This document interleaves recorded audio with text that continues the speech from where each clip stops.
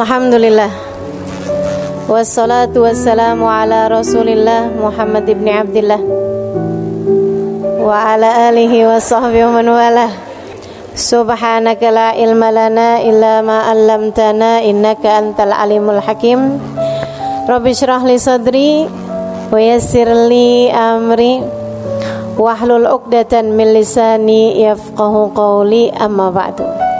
Para teman-teman semua yang hadir di sini, ibu-ibu, kakak-kakak, adik-adik, anak-anak, yang semoga semuanya dirahmati, dicintai Allah Subhanahu wa taala, dimuliakan, disyafaati Nabi besar Muhammad sallallahu alaihi wasallam insyaallah. Amin ya rabbal alamin.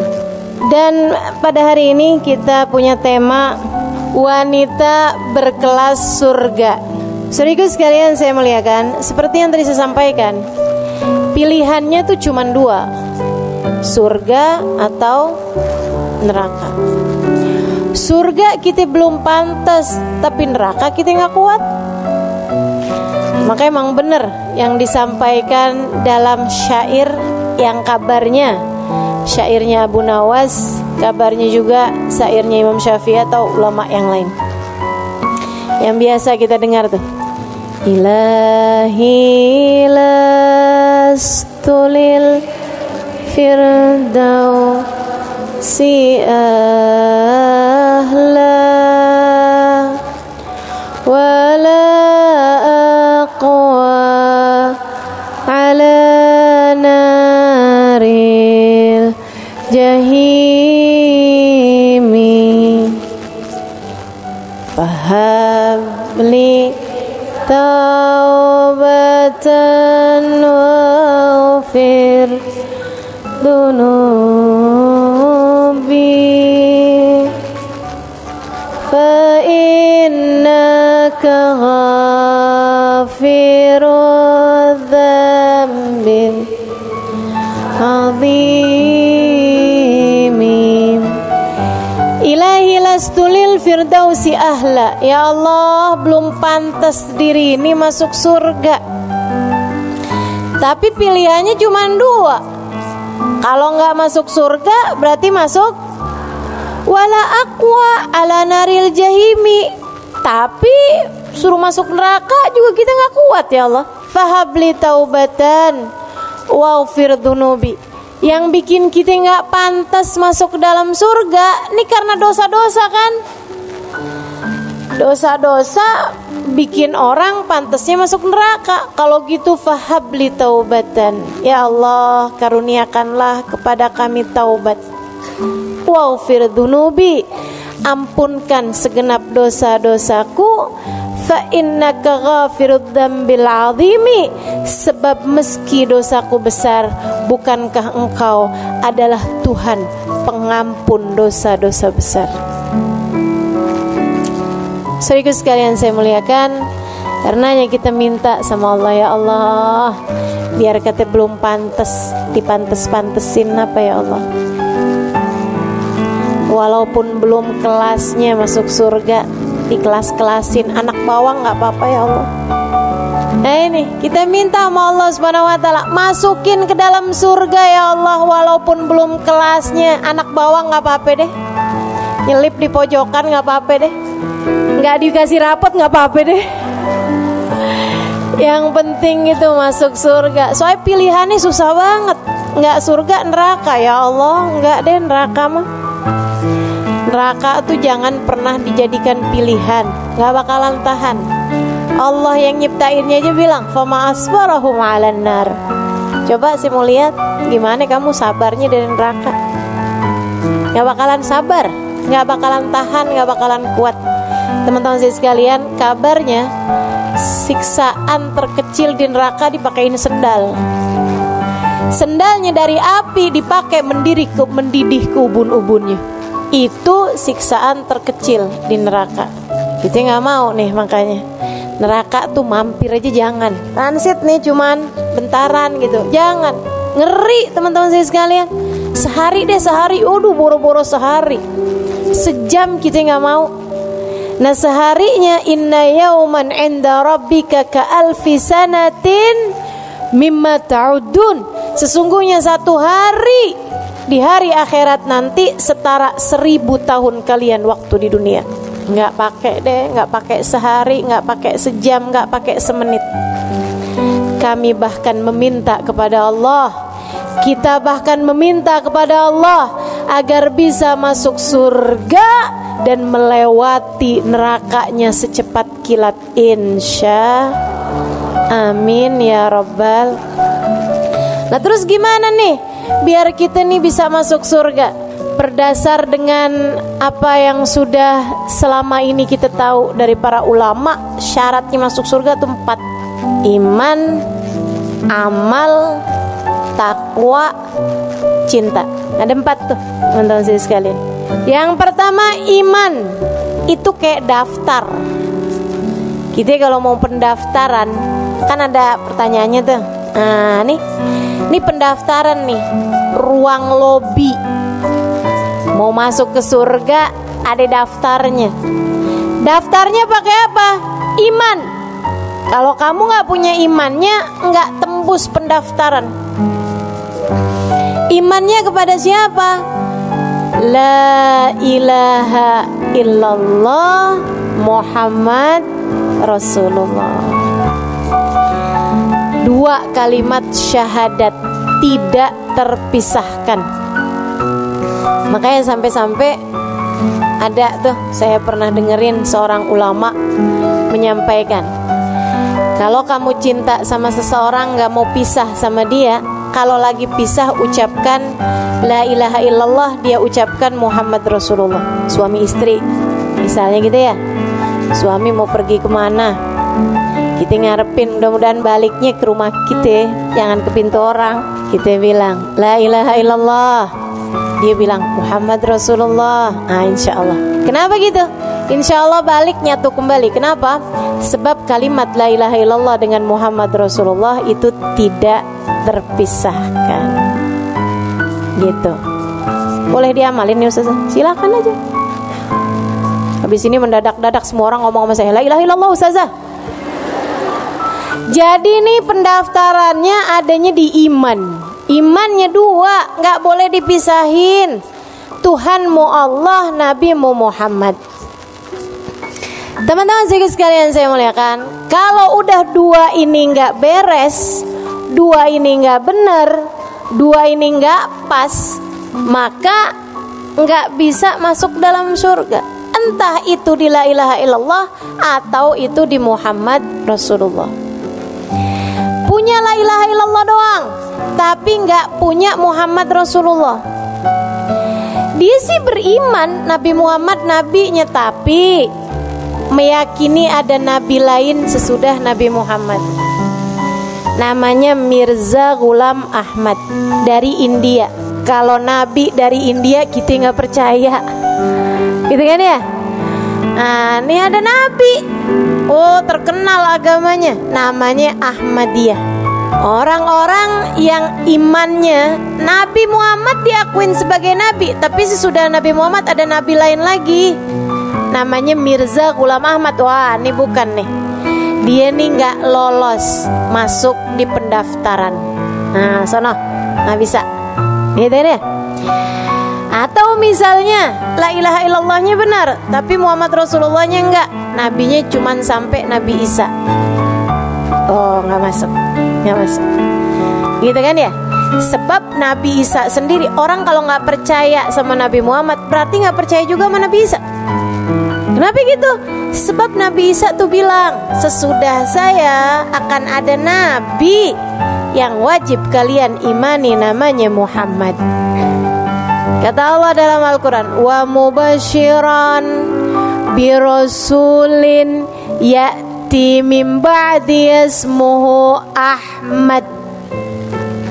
Aku ini, kata Nabi Isa, selain daripada menghidupkan orang mati, aku punya mukjizat. Selain daripada terutus menyampaikan risalah, kepada kalian semuanya, aku juga adalah seorang nabi yang diminta memberi kabar gembira bahwasanya sesudah aku nanti, ratusan tahun sesudahku, akan ada seorang nabi yang terutus namanya Muhammad di bumi, di langit terkenal dengan nama Ahmad.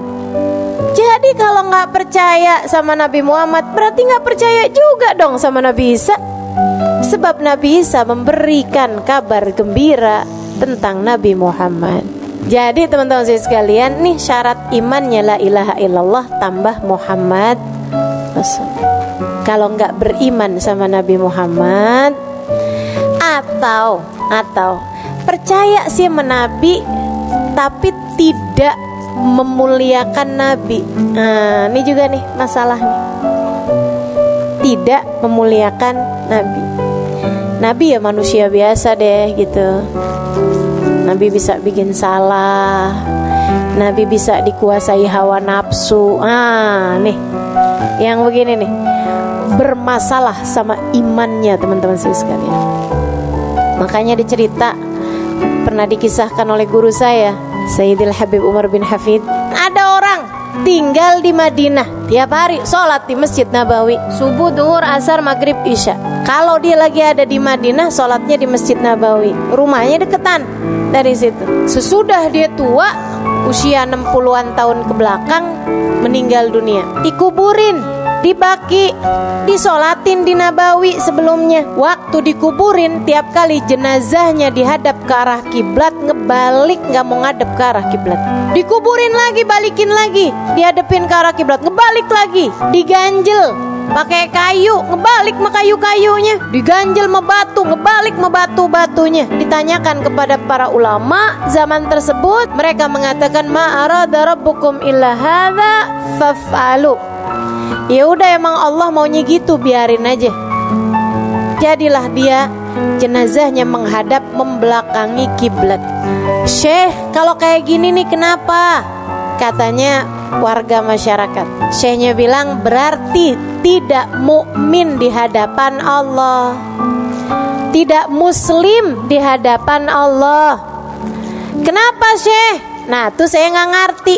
Silahkan tanya kepada keluarganya, tanyain kepada istrinya. Istrinya bilang, waduh laki saya tuh bagus, sholatnya bener, amal dia punya. Dia bilang orangnya baik, sama keluarga baik, gak pernah ninggal, jauh dari dosa-dosa.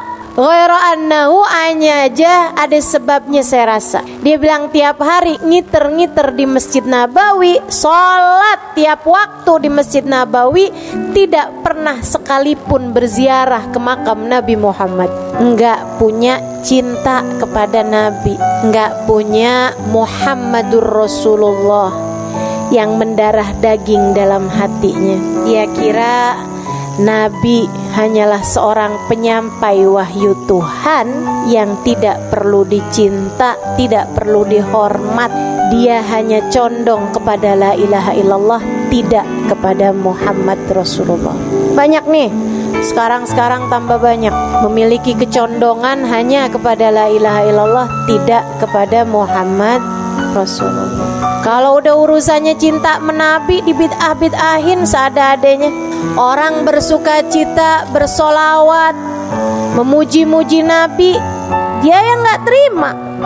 Dikata kalian berlebih-lebihan sama Nabi Muhammad. Merayakan maulid Nabi, gak ada dalilnya tuh. Ngerayain maulid dia sendiri, agak dicari dalil.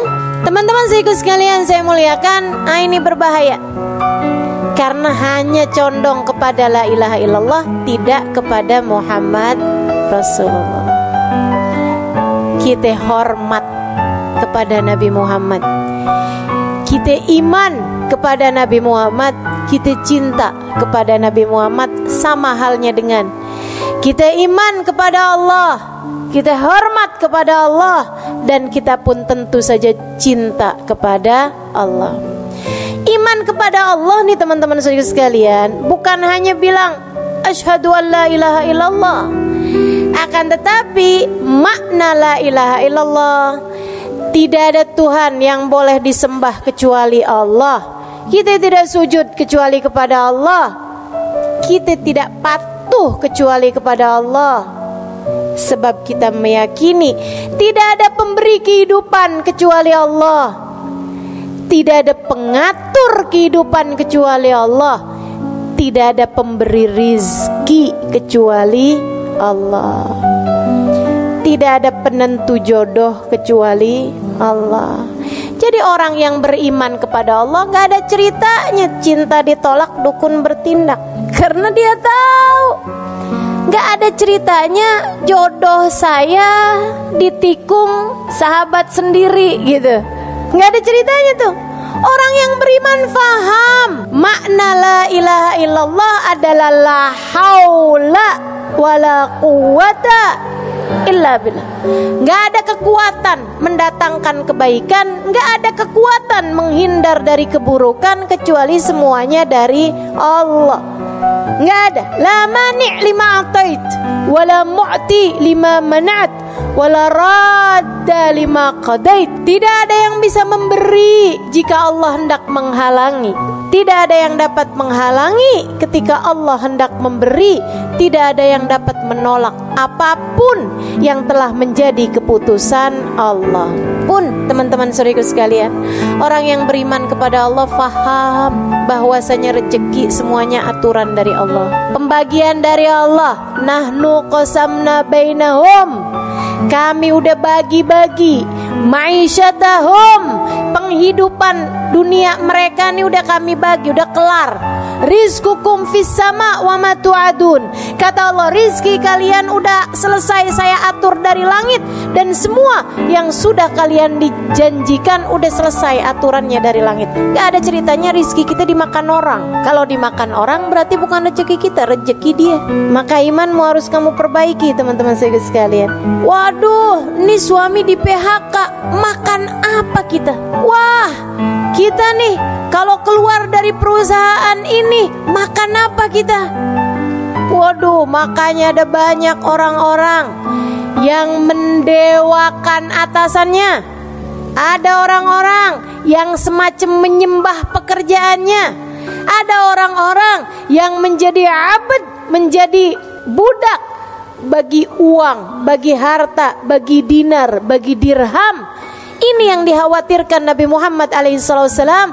Katanya Nabi Muhammad alaihissalam, inna likulli ummatin ijil, wa ijil ummati ad-dinar wa dirham. Setiap umat rasa-rasanya punya sesembahan lain selain Allah, dan sesembahan umatku ad-dinar wa dirham, uang dan harta. Nih yang dijadikan sesembahan sama umat ini teman-teman sekalian. Maka imanmu itu adalah syaratmu menuju ke dalam surga. Pastikan kamu sudah memiliki kadar yang benar dari keimanan. Pastikan kamu sudah berkeyakinan dengan keyakinan yang benar tentang Allah dan Rasul-Nya. Sebab itu adalah gerbang pertama, pemeriksaan pertama, pendaftaran pertama bagi kelayakanmu untuk masuk ke dalam surga. Ayo beriman, saudaraku sekalian, jangan pernah lepas dari hati. Iman kepada Allah di satu sisi, iman kepada Nabi Muhammad di sisi yang lain. Cinta kepada Allah di satu sisi, cinta kepada Nabi Muhammad di sisi yang lain. Bahagiamu dengan Allah, bahagiamu dengan Nabi Muhammad. Iman yang nomor 1. Jadi sekalian saya muliakan, yang kedua apaan tadi? Amal. Bukan cuman iman tapi gak pernah dikerjain. Amalin kalau udah tahu. Allah perintahkan sholat, kerjain. Allah perintahin puasa, kerjain. Allah perintahin tutup aurat, kerjain. Allah perintahin sedekah, kerjain. Teman-teman saya sekalian, amal soleh. Sebab memang benar, kita ini bisa masuk surga dengan rahmatnya Allah atau dengan syafaat Rasulullah. Akan tetapi bagi-bagi jatah surga, katanya Allah, adkhulul jannah, udkhulul jannah birahmati waqtasimuha bi'amalikum. Dalam hadis qudsi Allah berfirman, masuklah kalian ke dalam surga dengan rahmatku. Silahkan bagi jatah surga kalian dengan amal perbuatan kalian. Nah kalau kita imannya punya amalnya kagak, keleleran di surga. Kayak udah masuk hotelnya tapi kita belum booking kamarnya, kan begitu ya? Keleleran kita, teman-teman saya sekalian. Di hotel nih tapi di lobi doang, kagak enak ya.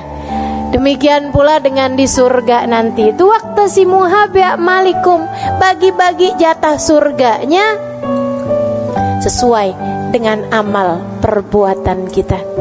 Teman-teman saya sekalian, Nabi Muhammad cerita pintu surga tuh nanti macem-macem. Nih kata Nabi nih ya, surga tuh kan ada 7 tingkatan derajat, semakin tinggi berarti semakin bagus. Nah di dalam surga yang 7 tingkatan itu juga masing-masing jatah surganya dibagi-bagi sesuai dengan amal perbuatan. Makanya Nabi Muhammad bilang innalil jannati bab yuqalu lahur rayyan. Sesungguhnya di dalam surga terdapat satu pintu namanya Rayyan. La yadkhuluhu illa shaimun. Tidak ada yang masuk di dalamnya kecuali ahli-ahli puasa waktu di dunia. Puasa wajib iya, puasa sunnah iya. Puasanya bukan cuman puasa perut farji, tapi dipuasain seluruh anggota tubuh dari dosa. Walaupun udah malam tetap puasa perut dari kekenyangan, tetap puasa seluruh anggota tubuh dari dosa. Ini ahli puasa teman-teman saya sekalian. Ada pintunya sendiri namanya Rayyan. Kalau kita bukan ahli puasa nggak bisa masuk di sana. Ada pintu Nabi Muhammad cerita namanya Babur Rahmah. Babur Rahmah, pintu Ar-Rahmah, pintu rahmat.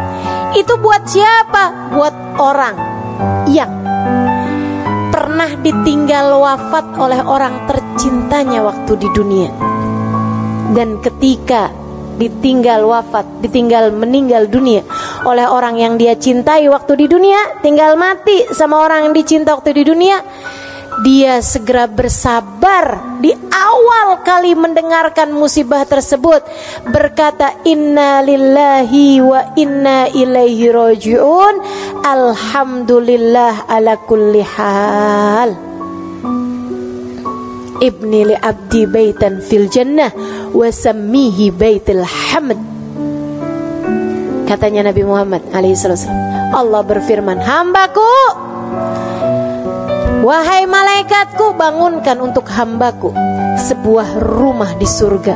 Kasih nama rumah tersebut Baitul Hamd, rumahnya orang yang pandai berterima kasih kepada Allah. Kekasihnya meninggal, dia tetap berterima kasih juga kepada Allah, karena dia faham apapun yang terjadi adalah yang paling baik yang Allah berikan pada hambanya. Masya Allah. Jadi teman-teman saya sekalian, ada pintunya sabar, ada pintu buat ulama, ada pintu buat orang-orang ahli dakwah fillah, ada pintu buat anak yang berbakti kepada orang tua, ada pintu buat orang-orang ahli jihad fisabilillah, ada pintu buat para pembaca Al-Quran dan pengamal Al-Quran, ada pintu-pintunya teman-teman saya sekalian. Dan buat istri yang solehah, yang dia bakti kepada suaminya, bikin ridho suaminya, sampai suaminya merasa bahwa hidupnya seperti berada di surga bersama dengan istrinya yang solehah tersebut.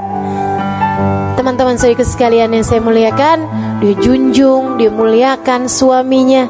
Jadi istri yang benar-benar mampu membahagiakan suaminya, kalau meninggal dunia boleh pilih pintu surga manapun yang dia inginkan. Bebas, kamu bebas milih pintu surga manapun yang kamu inginkan. Masya Allah.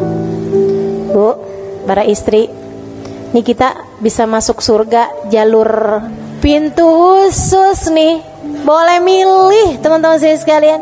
Ayu mamratin salat farda, samat syara, wa ta'at zawjaha, faltadkhulil jannah min ayyi babin sya'at. Kalau ada seorang istri, dia benar salatnya fardunya, dia benar puasa Ramadannya, Yang bolong-bolong ditambalin sesudahnya, karena dia mens, karena dia nifas, dia bayar sesudah bulan Ramadannya. Dia nggak punya puasa sunnah banyak-banyak, dia nggak punya sholat sunnah banyak-banyak, tapi dia punya amal ibadah berupa menyenangkan suaminya sampai suaminya ridho kepada dia. Nanti kelak kalau masuk surga boleh milih pintu surga manapun yang dia inginkan, kata Nabi Muhammad alaihissalam. Tapi emang ya, nih kalau belum kawin sih belum tahu rasanya. Kayak gampang, betul apa enggak?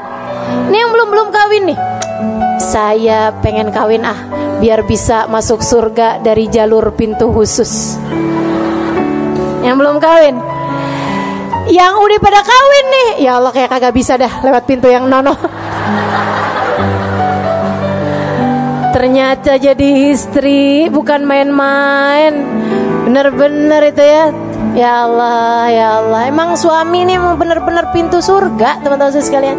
Emang bener-bener jalan surga, beneran dah. Dan karena surga itu mahal, emang susah mau masuk dari jalur yang ini nih, sampai mikirnya kayak begini, jalur lain aja dah. Ya Allah. Dah para istri ya, kalau suamimu lagi nyenengin, emang jalan surga mah enak gitu. Kalau suamimu lagi rada nyebelin, emang jalan surga mah berat gitu. Tapi biar kata berat kita jalanin, ya enggak? Hadiahnya surga, teman-teman saya sekalian. Jadi kalau lagi kesel-kesel sama suami, ingetin diri aja surga. Suami lagi marah-marah, kita senyum aja, bayangin surga gitu. Gak apa-apa. Suami lagi ada nyebutin nama salah satu yang ada di kebun binatang, biarin dia aja, surga. Saya gak mau balas, saya gak mau. Insya perlu amal soleh, teman-teman saya sekalian. Perlu amal soleh. Sampai-sampai nih, waktu Nabi Muhammad cerita kayak begitu, ada sahabat nanya. Nabi Muhammad tuh cerita, jadi kamu kalau masuk surga tuh yang namamu ada di pintu situ bakal memanggilmu. Tenang, kamu nggak usah susah-susah tuh nyari nama kita ada di mana. Nggak usah teman-teman. Begitu kita masuk surga, pintu yang ada nama kita di situ bakal manggil. Halimali terus gitu. Ya kan contohnya kan mesti yang enak-enak, biar jadi doa gitu ya. Jadi tuh pintu bakalan manggil, teman-teman sekalian. Begitu kan? Nah kalau yang istri yang solehah nih, ya itu dia, boleh jalan, boleh milih pengen masuk yang mana gitu. Saudaraku sekalian yang saya muliakan.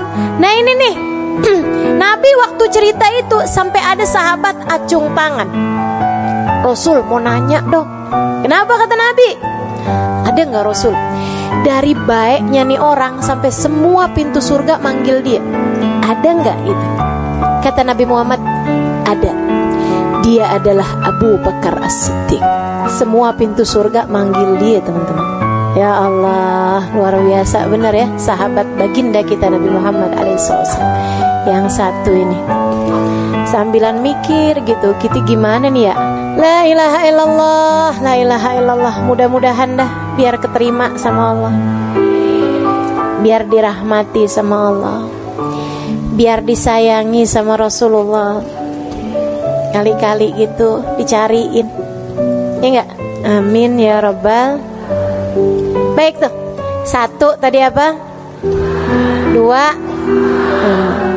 pastikan ada yang bisa kita andelin.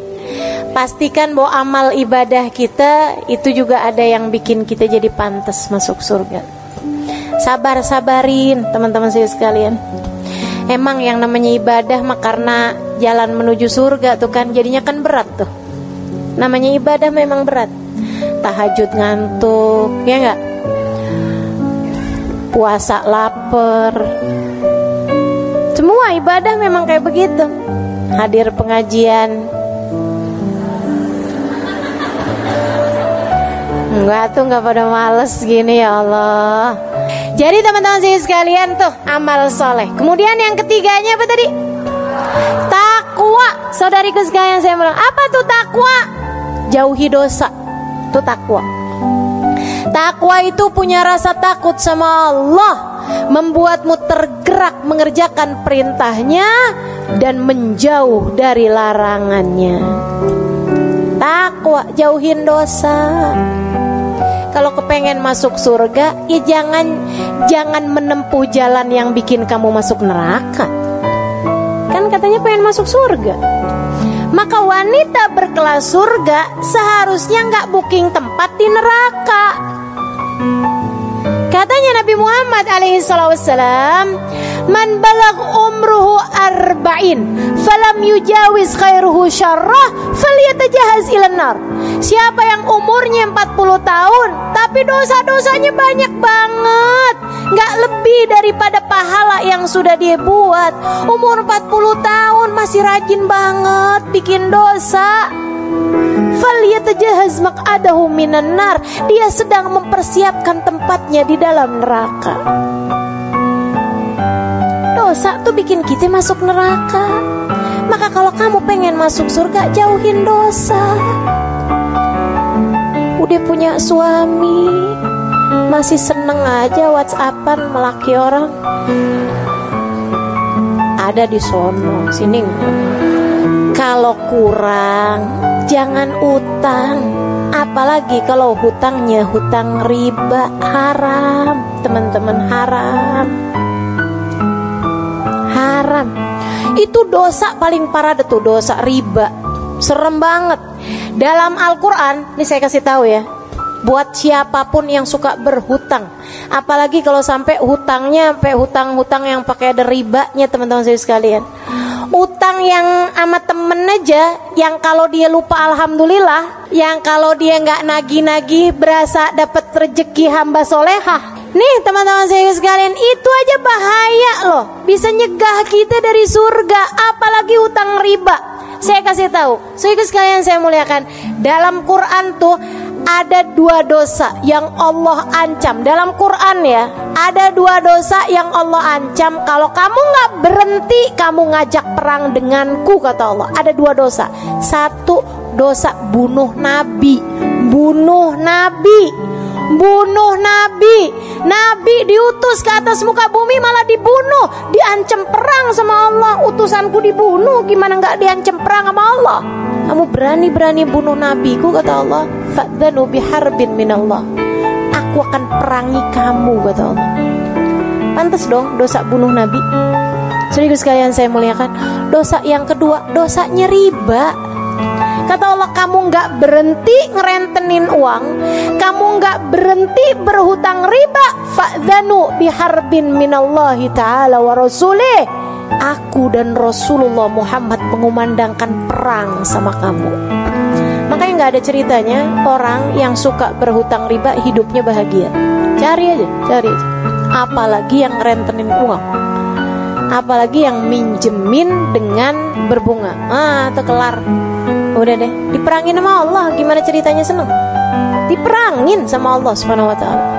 Maka saudara sekalian, yang mau masuk surga, kita cari kelas kita ini di surga nih teman-teman saudara sekalian, mesti jauh-jauhin semua hal-hal yang bikin kita pantas ada di neraka. Jauhin semua yang bikin kita pantas ada di neraka, dari semua jenis dosa-dosa. Nih dengan ya, jauhi apa nanya? Dosanya pacaran jauhin, dosanya ngomongin orang jauhin, dosanya fitnah jauhin, dosanya marahin suami jauhin. Emang dosa saja? Dosanya mukul anak jauhin. Ibu, dosa itu katanya Nabi mahaka fi sadrik, yang bikin nyesel di hati itu dosa. Dosa itu subhanallah. Sama Nabi Muhammad dikasih cirinya nih dosa nih, maha kafi sadrik wa karihta an yattali alaihin nas. Kamu mau tahu apa itu dosa? Yang bikin sumpek hati, dan yang pekerjaan yang kamu gak mau kelihatan sama orang lain, itu dosa. Teman-teman saya sekalian saya muliakan, kamu di saat lagi mukulin anak, seneng gak kalau dilihat sama orang? Gak mau. Ibu-ibu saya sekalian, kamu lagi jalan nih sama anak kamu nih. Ceritanya nih, lagi pergi ke swalayan.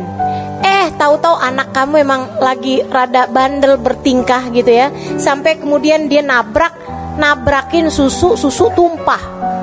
Di situ di supermarket, ya Allah, kita kesel banget sama anak kita kan, mau kita jewer. Pas lagi mau jewer, Ustazah Halimah lewat. Misal, kira-kira jadi apa nggak mau jewer? Ustazah, ya ampun, doain anak saya deh Ustazah. Iya apa iya? Kayak gitu tuh pasti tuh. Saya tuh ya kalau ketemu sama orang di swalayan misalnya gitu supermarket, mau Ustazah pergi ke supermarket. Ya ada lah, namanya kan saya kan ibu rumah tangga. Ada juga gitu belanja begitu kan ya. Teman-teman saya sekalian, saya ketemu sama orang di supermarket nih. Orangnya tahu-tahu belum pakai kerudungan. Ya, saya bahkan nggak kenal. Saya bahkan nggak terlalu kayak saya nggak semua orang saya kenalin kan. Kalau di pengajian mah kerudungan ya nggak. Pas ketemu sama saya gini, Ustazah, pegang rambut. Pegang rambut teman-teman saya sekalian. Padahal saya nggak ngomong apa-apa tuh. Ustazah doain dah Ustazah. Ya ampun doain. Saya mau belum pakai jilbab Ustazah doain gitu. Nah itu karitan ya tali alaihin nas. Kamu nggak suka ada orang ngeliat. Kan begitu tuh. Nah itu tuh yang namanya dosa tuh. Jadi ibu-ibu sekalian, yang namanya jewer anak dosa apa nggak dosa? Dosa. Mukul anak, nyubit anak, apalagi sampai merah, dosa. Udah hindarin aja semua dosa. Kalau kamu memang pengen jadi hamba Allah yang pantas buat masuk ke dalam surga. Yang terakhir, pengen masuk di surga. Orang surga tuh ahli-ahli cinta. Cinta sama Allah, cinta sama Rasulullah, cinta sama apapun yang dicinta sama Allah, cinta sama siapapun yang dicinta sama Rasulullah. Tuh caranya buat masuk surga.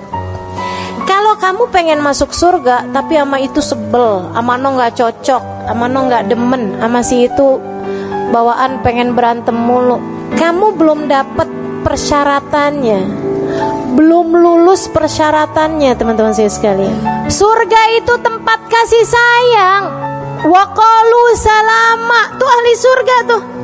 Qalu salama, mereka selalu hanya akan berkata salam, damai, bahagia, senang gitu.